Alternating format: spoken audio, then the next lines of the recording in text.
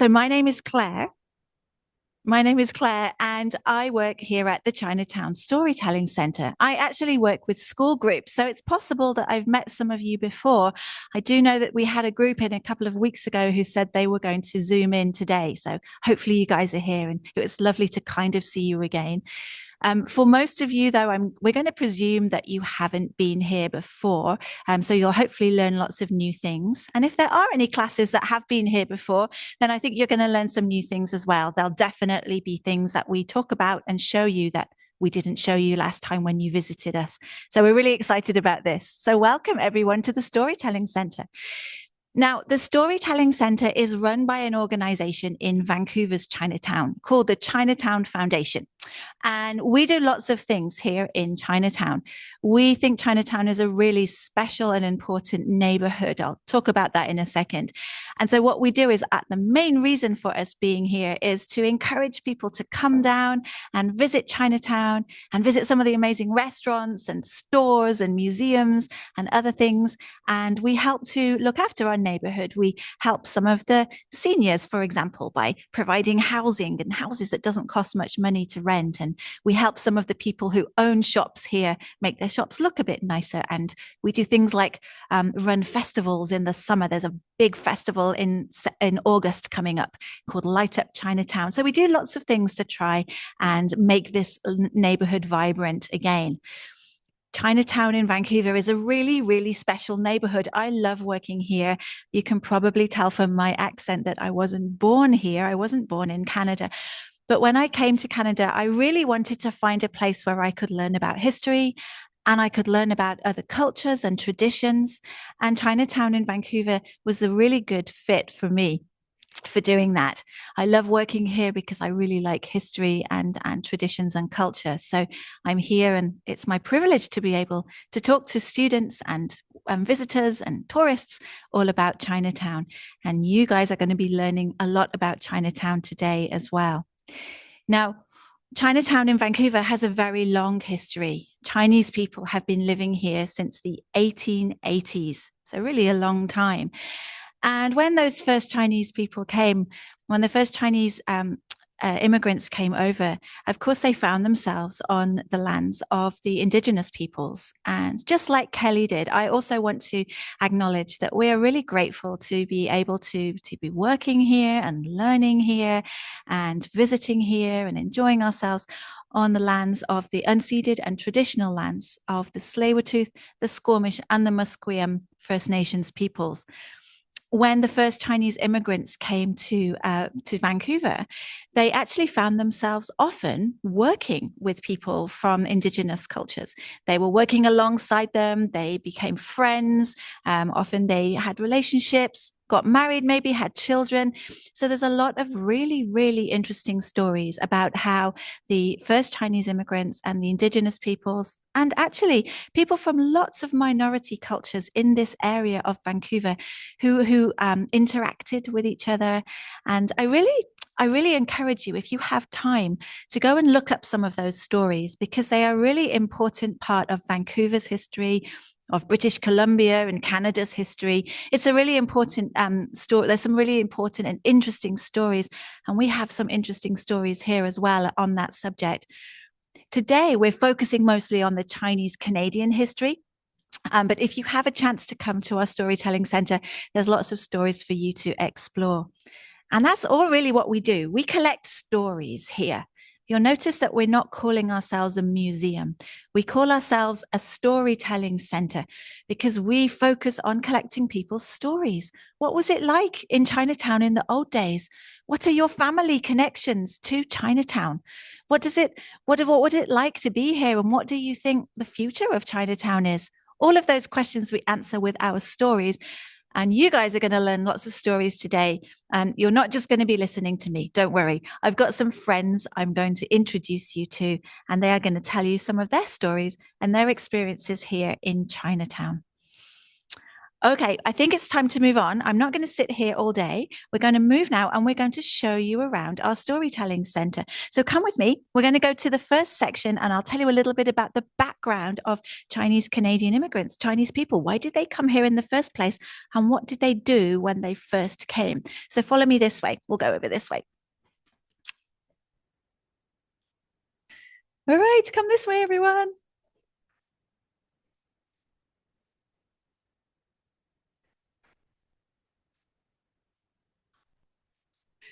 Okay, can you see me? Is this all good? Great, all good. Great, welcome. So, welcome to the first part of the Storytelling Centre.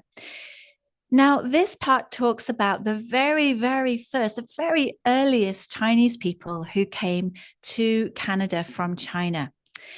Now, back in the middle of the 1800s, things were not looking very good in China, particularly in the south part of China. There were a few wars going on. There was a famine. Famine means there wasn't enough to eat. There were some natural disasters that caused problems for people. There were lots of different bad things happening. The government didn't have much control. There wasn't enough food for people or houses for people. In other words, families really needed to be able to survive. And to do that, they thought about sending a family member, maybe a father or a brother or an uncle or a grandpa, to a different part of the country or the world to try to work and get money to send back to the family in China. Now, I'm sure all you friends, you've all studied about immigration, or maybe you even know a little bit about it from your own family. But I'm sure that if you think about it, you know that all families have a different reason for immigrating to a different country. Some families have different reasons from other families. But when we talk about Chinese Canadian immigration, certainly the early days of Chinese Canadian immigration, we know that big groups of people came for a similar reason. For example, in the 1800s, many people came to Canada, first of all to California, and then up to British Columbia to look for something that they thought might make them rich. Can anyone guess what you think that might be? Something shiny that you can find in the ground, or you could in those days. Any ideas? Yeah, it was gold, the gold rush. So Chinese people came for the gold rush. Actually, people came from all over the world to try and make their fortune and become rich over here in British Columbia and other parts of Canada as well. So this was one big group of Chinese people that came over. And, some of them were successful, but most of them didn't really make their living or make their fortune finding gold. But that was the first big group. And I don't know if you can see where I'm standing here, but this is a little bit like what the ships would have been in. Can you see the kind of around here? It's not very high, is it?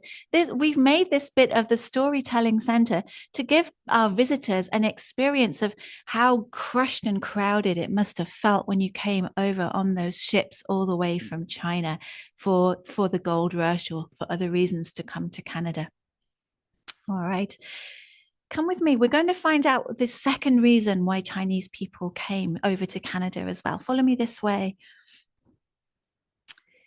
So some Chinese men came for the gold rush, but then a big group of Chinese men also came over to help build the Canadian Pacific Railroad, the CPR, as it's sometimes known as.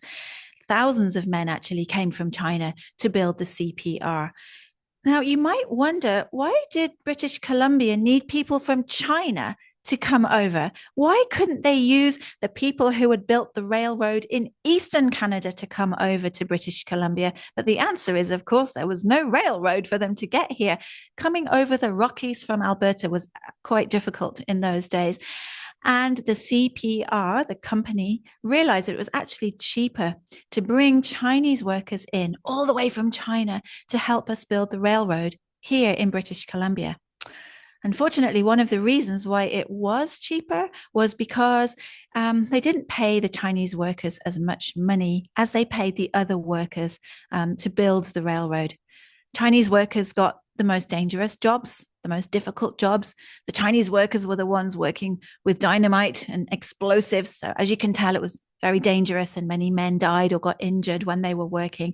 And they also had to provide all of their own food and all of their own tools. So working for the railroad was actually a pretty difficult job. Here in the Storytelling Centre, we have some photographs and some artifacts that you can see to help illustrate or to show some of the stories that we tell here. Before I go any further, I use that word artifact. I wonder if you know what that means. Artifact means is an object that people used in the past. Sometimes it can be something very fancy, like a beautiful crown or some jewels. But most of the time, and the artifacts that we have here are things that people use as everyday objects. They're just everyday. And we have a lot of those. We have artifacts from the gold rush, and we have artifacts and photos from the building of the Canadian Pacific Railroad. For example, this photograph. I'm just going to see, is that okay? Can you all see that?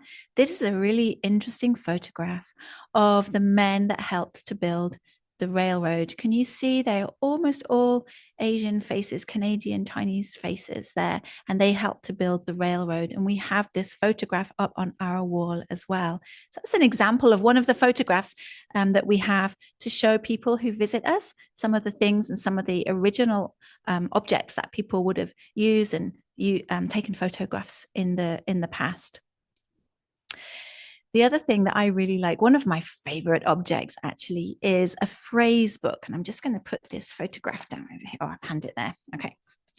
Now, over there in the glass case behind me, there is actually a phrase book in there, but we didn't think it was very easy for you guys to see. And because it's very old, I'm not allowed to take it out and hold it. So we photocopied a page of it.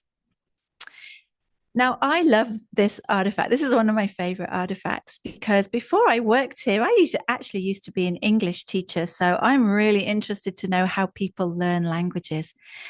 And if you look closely at the phrase book, you can see that there are 3 lines, 1 line in English and 2 lines in Chinese. And by looking at the English, it also shows us the kind of jobs that the workers were doing. So it says we're going to do some blasting and be careful and look out below. That shows you that the work they were doing was really quite dangerous. And it has 2 lines of Chinese. One of those lines of Chinese is a translation, so people understand what they're trying to say. And the other line of Chinese, if you speak it out loud, it sounds a little bit like the English words that you were trying to say. So that for me is really interesting. It shows that people could communicate even if they couldn't understand or speak English very well. They were still able to make the sounds so that other people around them could understand what they were trying to say. Okay, I'm going to put that down now. Now, these are the 2 kind of first reasons why Chinese people came to Canada and to Vancouver. But after this, of course, people came for lots of different reasons. And we're going to look at a little bit of those stories today. And perhaps from what you're hearing from me today is a kind of slightly sad story that there was a lot of discrimination against Chinese people. Unfortunately, the Canadian government didn't really want the Chinese people who built the railway to stay here. They wanted them to go back to China, but they didn't want to. Many of them didn't want to. They wanted to stay here and try and make a life here and to send money back to their families. And so, as we know, Chinatown in Vancouver still exists and is still a wonderful community. And Chinese people did stay and they made a home here in Canada. And they made a home very successfully, even though the Canadian government made it difficult for them. There was lots of discrimination against Chinese people. And I'm going to show you actually one example just around the corner. Follow me this way. Some of you might have heard about the head tax. Now, the head tax was something that only Chinese people had to pay. That was a special amount of money, started at $50, and then it was eventually $500 that only Chinese people had to pay. And if you have heard about the head tax in your classrooms, you maybe don't know that over here we actually have a genuine head tax certificate that showed that the person had paid the certificate itself. I don't know, is that easy for you to show, Bonnie? Can you see down there? And can you all see how ripped up it is? It's all ripped up and taped together. That's because it was such an important document that Chinese people had to keep it with them at all times. and they kept it in their pocket or in their wallet. And that meant over the years, it got all kind of messed up. But it was so important, they had to keep it. And so they taped it together. And so we have been given this very special, very old head tax certificate to prove that this person was allowed to live in Canada. All right, we can come back to me now. So before we continue and I introduce you to some special friends of mine, I'm going to stop talking in a minute. I want to let you know that despite the discrimination and the sad times of Chinatown, as I said, is this really important, historic, and interesting neighborhood. And people lived here and made a home here, and they managed to bring their traditions and their culture and their food here. And all of these things go together to make up this really interesting community. So come with me to meet a friend of mine. This is Janelle. Hi, Janelle. Everyone. So glad to see you're all here. I really like your panda. Do you see Janelle's got a little panda on there? I didn't get the panda, but Janelle did. Janelle, tell us, what do you do? What's your job? So I work for the Vancouver Chinatown Foundation in the Economic Revitalization Program. It's quite a mouthful. Basically, it means that my team, we think of ideas, programs, and events to help businesses in the neighborhood, as well as bring people back into the neighborhood here so they can learn about the history and the culture of Chinatown. That's so interesting. Kind of what I was saying earlier on. So you really, Janelle's the person that really helps us to make Chinatown vibrant and fun. Janelle, what is you obviously know Chinatown very well. What's your favorite place in Chinatown? Well, Chinatown has a lot of amazing stores and businesses. For example, bakeries, restaurants, cafes, hairdressers. There's so many hairdressers here. So if you need a haircut, come on down. There's also a lot of retail clothing stores, as well as stores that sell housewares like bowls and plates. But my favorite place or thing in Chinatown are the association buildings. Now we're inside, so you can't really see them, but here is a mock of an association building. These association buildings are over 100 years old, and the ones outside are a little more colorful than this one. You can tell it's an association building because they have balconies. Now, association buildings are like the original community centers. Now, I don't know, maybe have you guys been to the community center near your home? Now, what sort of things do you do? I'm sure a lot of you have probably learned how to ice skate there, or maybe learn how to dance, or learn how to, I don't know, learn a language, arts and crafts. A lot of community centers are also connected to libraries. So association buildings are similar to the community centers back in the day. Now imagine coming from a completely different country and not knowing anyone at all.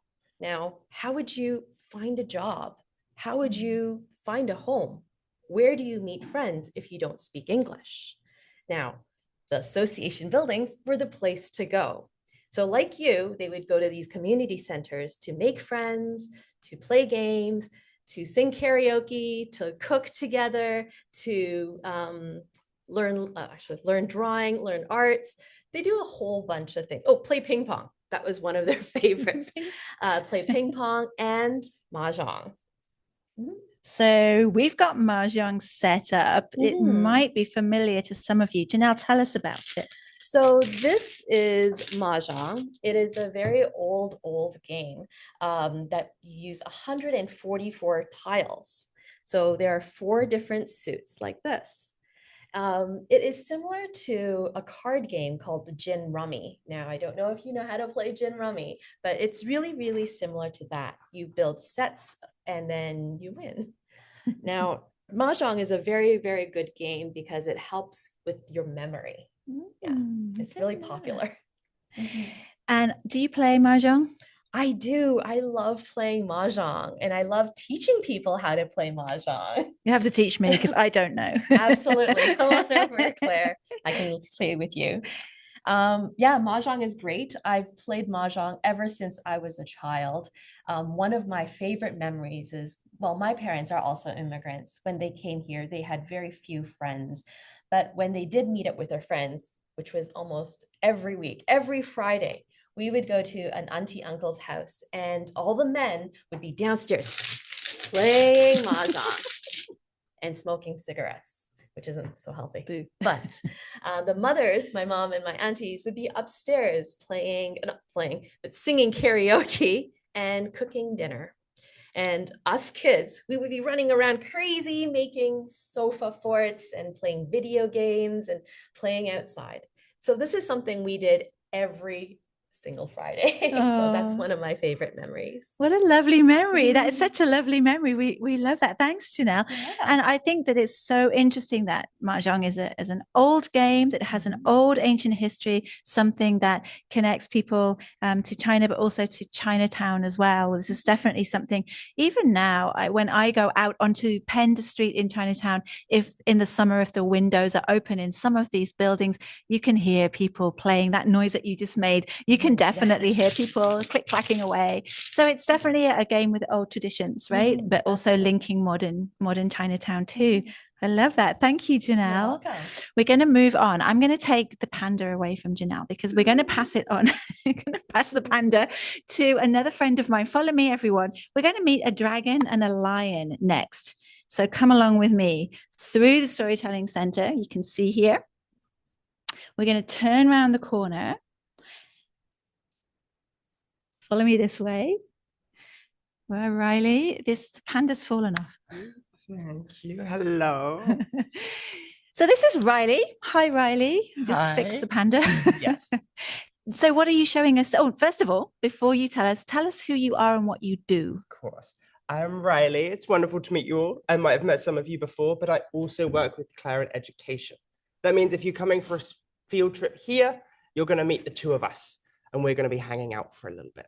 And today I have some really exciting things and artifacts and objects to show. I have a dragon head here, which is what I'll start with. And what I find really interesting about these is that less so now, but back in the day, they had to be made out of anything that you could find, anything you had laying around. So it's all recycled materials. These eyeballs right here of the dragon are made out of light bulbs. And there's a little shiny metal head plate on the head, which is just a dinner, like a serving plate from a restaurant. So I find that really, really fascinating. Now, these ones with the dragon dance, I don't know if any of you in class have seen dragon dancing, but it can take up to 30 people. So it takes a lot of people to see this. And this head, it would be attached to a stick. So the dancers could go up in the air and around and do really, really big dramatic moves. And it's very, very cool to watch. I saw my first one this year and I loved it very much. We love the dragon dance. All right. So the dragon dance is very long with about, so you said 30 people up to 30 people to show the tail of and the body of the dragon.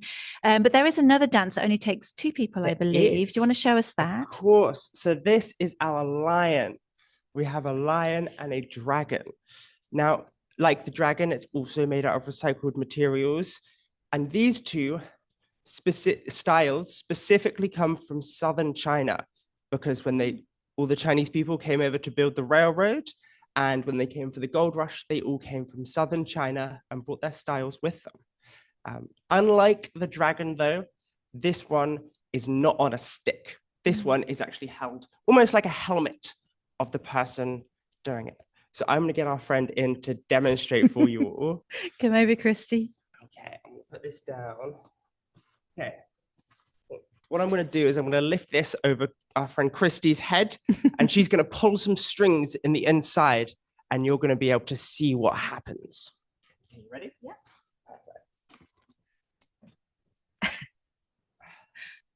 Whoa, it's so big. Christy's almost being swallowed by the lion. All right. See that at home? Can you do the eyes as well? Can you do the eyes? Oh, look, the eyes are blinking. Can you guys see the eyes blinking? Oh, well done, Christy. You're a natural. I love that. Great job. Perfect. Everyone give Christy a round of applause. Well done, Christy. So when you're doing a lion dance, you would have one hand wrapped around strings inside the head so you can operate all of the eyes and the ears, and the other hand would be on the mouth. So you can open and close your mouth and make it look alive, like a human. Just like that, just like Clara's doing. I was wondering if we wanted to get everyone watching us to do a bit of a stretch to look like as if they're holding a lion head. Yes.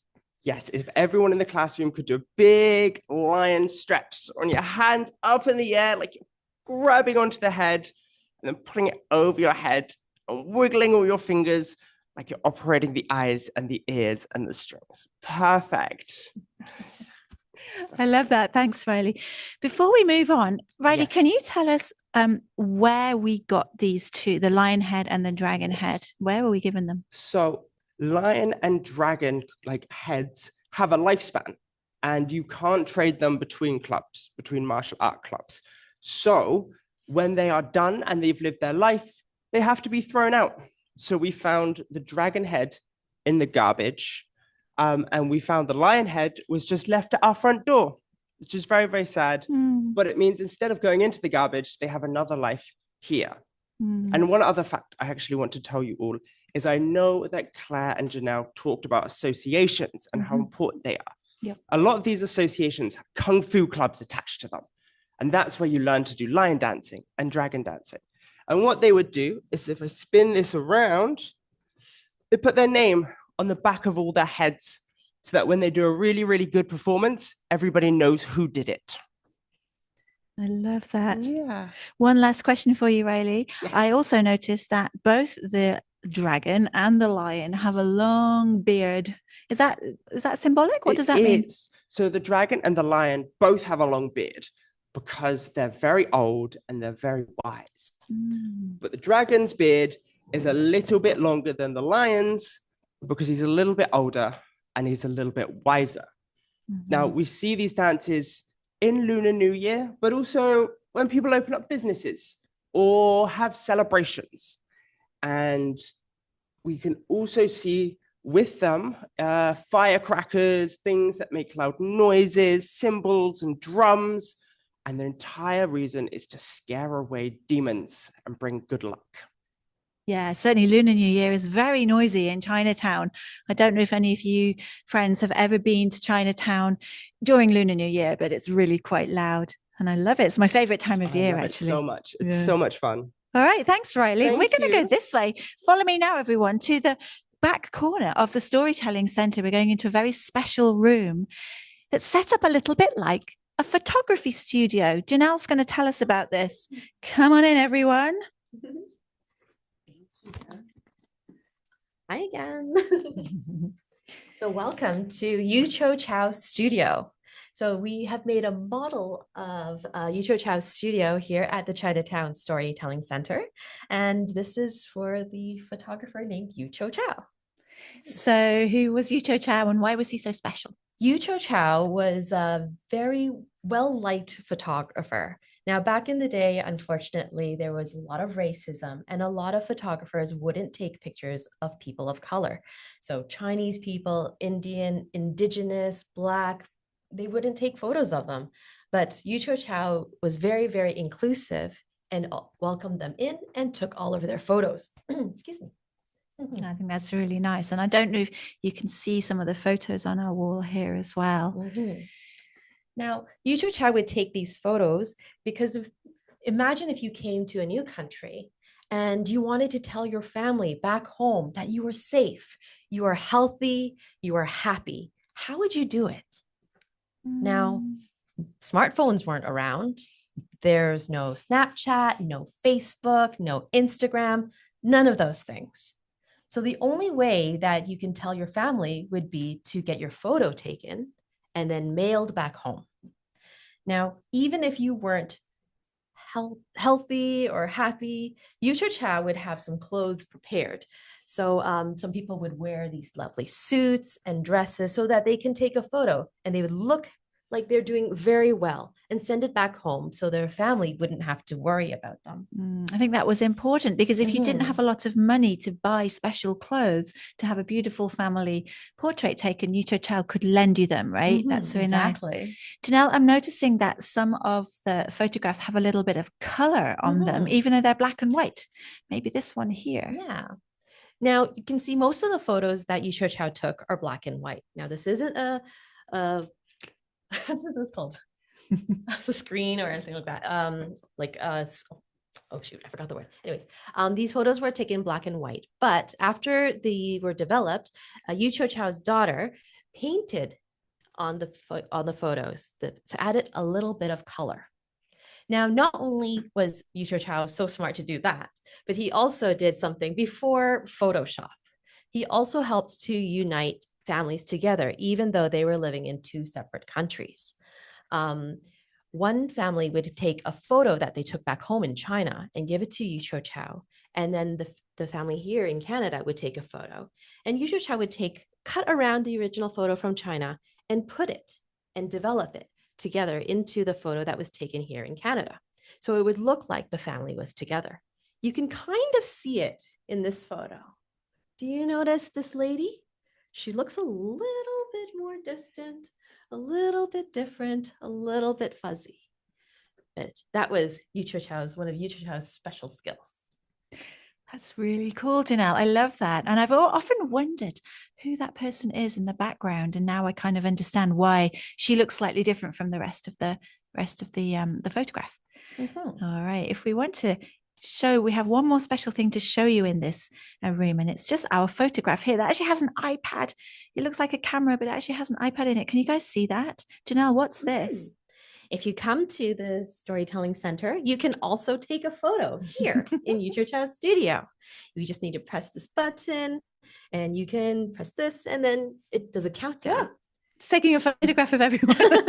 Everyone smile. Everyone smile with the camera. We're going to be taking a photograph of you. Do your selfie pose. Oh, I love that.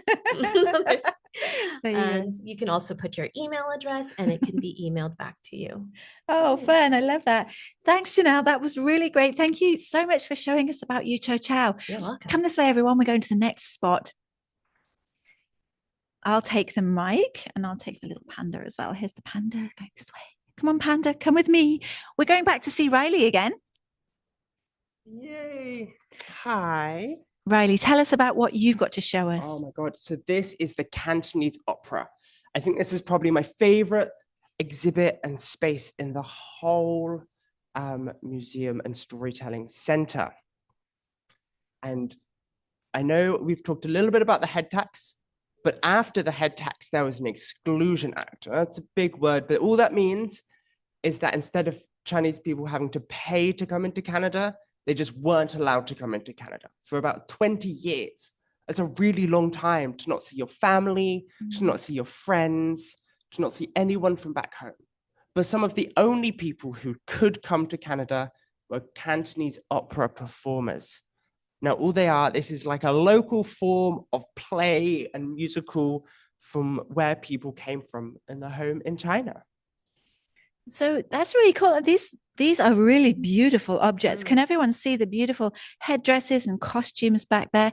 And Riley, you've got something very special out here to show us that also was part of the costumes, I think, right? Yes. So this was one of the shoes they would wear. And if you can, everyone can see the sole there, the bottom. It's made out of wood. And it's just got a tiny, like, middle bit of the foot. It must be very difficult, and you'd have to be very, very skilled to walk and dance in it. It's amazing. And the shoes are so small as well. So small. Yeah, and so really interesting. Yeah, so well designed. And you see a lot of things in a Cantonese opera performance. You would see singing, you would see dancing, you would see martial arts, fighting. You would hear lots of music. It would be a very lively event, full of bright colors, as you can see. And I think it lasted several days. Is that right? It wasn't just one evening and finished. I think it went on for several days. So the way it worked is back in China, where it came from, is they would the entire group of performers would live on a boat, and they would go to a village and perform all these different plays over the space of a few days. And then they get back on the boat and they go to the next village and they do a couple of performances there for a few days and then get back on the boat. And they'd spend most of the year going up and down the mouth of this river. But when they came to Canada, there's not a lot of little villages for them to visit. You have here in Vancouver, you have Victoria, and you have San Francisco. So it would kind of been a wasted trip if they only went to each place for 3 days. So what we did here in Chinatown and in Victoria and in San Francisco is we built the biggest Cantonese opera houses in the entire world for people to come visit. And they would have their own groups of performers, but they would also hire in groups of performers. And they would perform here for months at a time, hopefully to sold out shows. Oh, that's really interesting. One last question, Riley. Why do you think Cantonese opera was so important in Chinatown? I think it was important because it makes you feel at home. If everyone in the class can imagine their favorite TV show or their favorite game or even their favorite food, and they just didn't get to see that or eat that or play that game for 10 years, just out of the blue, maybe 20. And then when you got to play it again, you would be pretty happy. It would make you feel nostalgic and happy and like you were connected to your home. So that's why I think it was very important. I think that's a good answer. I agree. And you mentioned food, and that's going to take us on to the next person. We're going to call Christy back in. Do you want to hand the mic to Christy? Perfect. Christy, you don't have a lion head this time, but Christy, tell us who you are. What do you do? Yeah, so I am the manager at the gift shop for the Storytelling Centre. The store is called Fu Hung Curios. We work with a lot of local artists from Vancouver and all over Canada to bring in special gifts that celebrate Chinese Canadian culture. Oh, that's great. And we're going to be seeing the shop very briefly later. So we'll talk more about that in a little while. But for now, what do you want to talk to us about, Christy? Yeah, so I wanted to talk about food because who doesn't love talking about food? Over here, we have these older menus from the 1950s to 70s. And the reason why I chose these was that I love that these menus are so old and that they share a lot of history and some insight on what was happening back then. How much was food in the old days? Do you want to look inside one of them? So if I flip open this menu here, you'll see that some of the prices are very low, lower than anyone can see now. You'll see that most of the food is less than $2. Oh, wow. Awesome. The food now is way more. It really is. That's amazing. So prices have really changed. And what about the type of food that they were selling back in the day? Is it the same kind of food that we would have in a restaurant here now? I would say pretty different. I noticed that a lot of the restaurants back then, they also had the name chop suey in the title. So I know this was a very popular food back in the 50s to 70s, but it's actually something I've never eaten myself and I don't see on menus now. You know, I think about popular foods today, like hot pot and bubble tea. They probably weren't on the menu back then. No, I don't think so. So it's interesting, isn't it, how food changes? I know that I ate chop suey when I was a kid, but I'm quite old. But yes, but you don't see it. You're right. We don't see it on menus anymore. One last question for you, Christy. What is your favorite Chinese food? My favorite Chinese food is dim sum. You can find it all over the city, but there's a really yummy restaurant that's across the street from the Storytelling Centre. I always like to order egg tarts, which is also called dan tat. So that's like a yummy, flaky pastry with the eggy custard in the middle. I love egg tarts. There's some lovely, delicious egg tarts here in Chinatown for sure. Another reason for you guys to come down and visit us in Chinatown for the food, definitely. All right, we're going to move on. Thanks, Christy. We'll come back to you in a minute. We're going to move on. I'm going to introduce you to one more person. This is my friend, Ramona. Hi, everyone. Ramona, what are you showing us today? Oh, no, before you tell us, tell us about who you are. What do you do? What do I do here? Well, as you said, we are, whoops. Oh, the panda's fallen.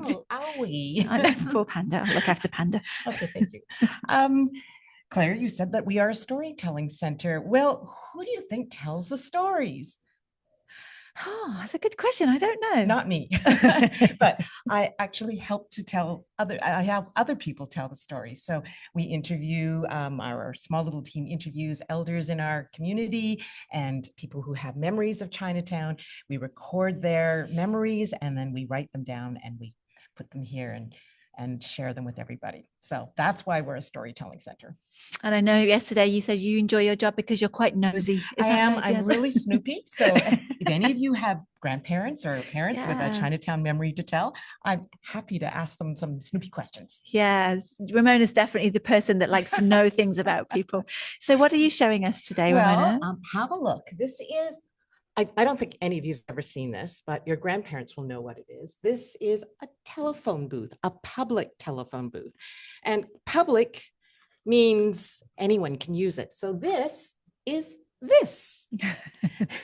So back in the day, when I was little, if I wanted to phone home to my parents, I would actually carry something like this. It's called a dime. I would bring it into a public telephone booth, put the dime into this slot, pick up the receiver like this. And in my day, I would dial it. But now this is a modern one. It's a push button one. You would have to know your telephone number, your home telephone number. You dial your number like that. And hopefully your parents would answer. If they weren't there, you would hang up and your coin would be returned in here. And sometimes we kids would run around to public payphones to see if anyone left behind a coin. Quite often we got lucky. Our telephone booth at the Storytelling Centre is pretty special because we've inserted three interviews in English and 3 in Cantonese that you can push a button and hear one of those stories. So I invite you to come here and check out this amazing public telephone booth. That's great. Thanks. Thanks, Ramona. I actually have never seen a telephone booth just like that. So I love that we have one here in the Storytelling Centre. Ramona, you're going to take us to the next spot as well. Now, I know that you told me that one of your favorite places in Chinatown is actually the Chinatown Storytelling Centre. It's right here. I'm really proud of what our team has built here. So we've just shown you around our permanent gallery, but in our lobby area, we have a special exhibition gallery. And right now we've got an exhibition that features Fred Herzog's photographs. So I just want to show you one of them. Yeah, come with us, everyone. So this part of our Storytelling Centre, we have different exhibitions. And as Ramona said, this one is just a temporary one, but it's really great if you have the chance to come and see it. So come this way, follow us this way. So let me tell you a little bit about Fred Herzog. He was a man who came here from Germany, and he got a job as a medical photographer. But in his spare time, he took his cameras around Strathcona, the neighboring residential area in Chinatown and East Hastings. And he took these amazing photographs on slide film. And later he was able to develop those slides into photographs that we see here. And he became internationally famous for his really vibrant photographs of this neighborhood. So this exhibition has 11 such Fred Herzog pictures. Show us a special picture, Ramona. This one's very special to me. Come have a look at this one. Fred Herzog took this one in 1961, and you can see this young man carrying chickens. Why is he carrying chickens? Because in the 1950s and 60s, Chinatown was the place where you could buy a live chicken. And if you selected a chicken, you would tell this employee you'd like that one for dinner, and he would take it out of the coop. You would wait in the customer's waiting room next door, and the chicken would be weighed up here on a scale like this. This is one of the owner's sons weighing the chicken, and then thrown into a vat of hot water to be dispatched. And the feathers would be plucked while you're waiting in the customer waiting room. And then you would be delivered this warm package with the chicken newly slaughtered, with a little bit of garnish on top of it, wrapped in brown paper, and you could take it home for dinner. And I remember that those chicken coops were really smelly. I mean, live chickens in Chinatown. So my dad took a photograph of me and my sister one day dressed up in our Sunday finest in front of one of those chicken coops. And my expression is, quick, Dad, hurry up with this photo because it's really smelly here. So I'm guessing that you were the taller one. You're the oldest, That's aren't right. you, And Ramona? that's my sister, Your sister Diane. looks a little happier, but you do not look That's happy. right. She was so naive. How old were you on that I photo? think I was about 5. Oh, so Yeah. cute. Right. Wow.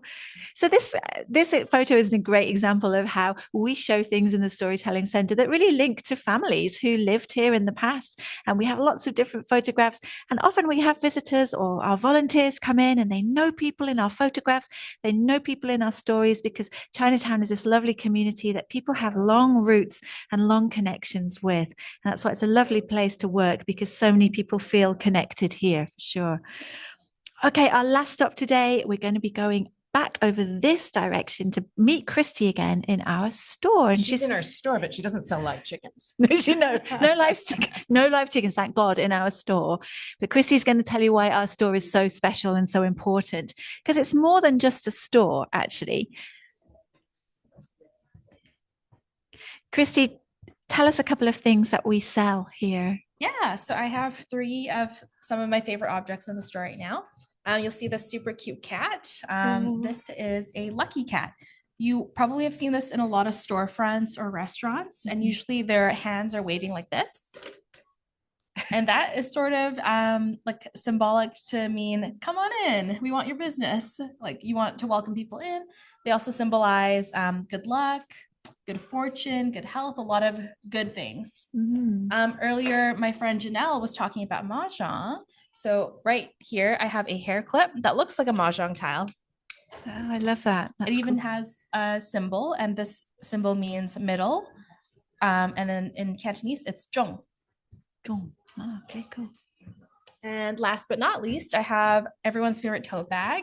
So this super fun tote bag has a bunch of funny sort of popular sayings in Cantonese. My favorite one on here is this one right here. That says so mafan, and that also means you're so annoying. And I heard that a lot growing up when I was little. How do you say it? Mafan. Mafan. And that's who would say that My to sister. you? Oh, your sister, not your mum. Okay. My mom. Mafan. Okay, that's a useful one for my sister. Thank you. I'll use that. That's great, Chrissy. And so we have a little store here, but what's special about this store? The great thing about the store is that so all the sales, so all the money we make from the store goes back to funding all the programs inside the Chinatown Storytelling Centre. So we can do things like this for education, for tours, to hold special events. That's great. So the money is for all of the programming that we do here. That's wonderful. What a great way to raise money for our storytelling centre. That's wonderful. Thanks, Christy. All right, friends, we're almost at the end. So we're going to go back inside the Storytelling Centre. And if anyone has any questions, you can ask me or other members of the team. So let's go back. Can you remember the way? All right, follow us this way. We'll go back past the photographs that we talked about earlier, back through the big door that takes us into the main part of the Storytelling Centre. You remember these photographs we told you about on the wall? We're going back this way, past the phone booth here, past the food. And we're going to come back into the centre where I first met you. And if you have any questions, you can let us know. How about I sit on here and the rest of the team can sit behind us. And if anyone has any questions, we can help to answer them. Oh, there's the dragon. Are we back? All right, here we are. That's great. So does anyone have any questions? April, is there anything that you would like to ask? Hi, April. Hi, what a wonderful presentation. Thank you so much. Can you tell us what kind of programs do you have for kids, families, or maybe even field trips? We have a great range of programs from about grade 4 level right up to grade 12 and beyond. So we have lots of different school programs. One of our most popular programs is for grade 4 and 5, which is called Home and Belonging. And it's kind of answers the question that we talked about a little bit today about how did Chinese people make a home here in Canada. We also have high school programs as well, and we can do walking tours in Chinatown, and we do programs at Lunar New Year, lots of different ones, and you can find them on our website. We also also, of course, have programs for adults as well. And we do community programs on various things. We have guest speakers and we do book launches and lots of different things as well. And then the final thing to tell you, which I think hopefully will be interesting to lots of people, is we do Family Saturday, the third Saturday of every month. We always have some kind of family activity going on here, right here in the Storytelling Centre. And on those days, kids get in for free. And we would love to see some of you come down. And it's usually myself and Riley who are here. And we do crafts or we do storytelling or every month is different. So that's one of a great family program that we've got going on as well. Great. And here's a question from the chat. How big were the boats that the Chinese people came to Canada on? That's a good question. Anyone want to answer that one? Mona? They were very large, and Chinese would be in the steerage. They were at the very bottom of the boat. So it was the darkest place and probably the most cramped up space. But I don't really know how many passengers. I would say, over 150. Yeah. From the photographs I've seen, I would say that looks about right. Yeah. We don't know for sure. And someone is asking, what is the video playing behind you? It must be the one on the screen there in the corner. Yes, you can see that video. Yeah. So we have that video. Also, everyone see where our big logo, the Chinatown Storytelling Centre, is? We also normally have videos playing there as well. There are lots of different ones. The one in the corner is about Chinatown, I believe, Ramona. Yeah, it's called Then and Now, and we've mixed up some video footage of what Chinatown looks like today, and then we've intercut it with footage of what Chinatown looked like in the 1950s. So if you come down and you see the contrast, you can still see the liveliness on the streets. There's lots of videos and things to look at for visitors. You can touch screen and read different stories. Clips. There's lots to look at here. And maybe just one last question. How did you get the Yu Cho Chow photographs? And did he only take pictures of people? A lot of the photographs were collected from people in the neighborhood.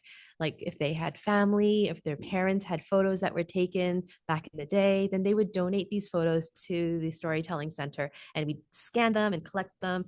And the ones that that have a lot of significance or that we really liked, we would develop it and put it on the walls. Anything else? Yeah, I mean, the reason why we've had to do that is because when Yu Cho Chow's sons took over his business, after they retired, they threw out all the negatives there were. So all these photographs are precious because they only exist in people's personal albums.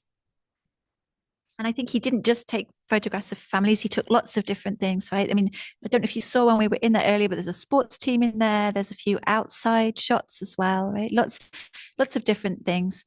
Families are a big part of it, but lots of different things, that he took photos of.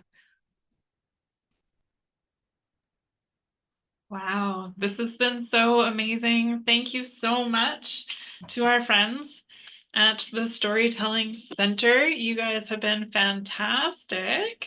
I see all of these applause that are coming up. Let's see all your hearts and applause, everyone. Thank you. Thank you, Division 8, Nelson. We see you. Good questions, guys.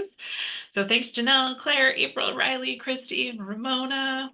And don't forget Summer Reading Club this summer, and a visit to the Chinatown Storytelling Centre would totally count towards your summer reading club quota, and you can get all your goals there. Go and listen to some great stories, and we will see you all soon. Thank you very much, everyone. Thanks, everyone. Thanks for coming. Day. Bye. Bye. Bye.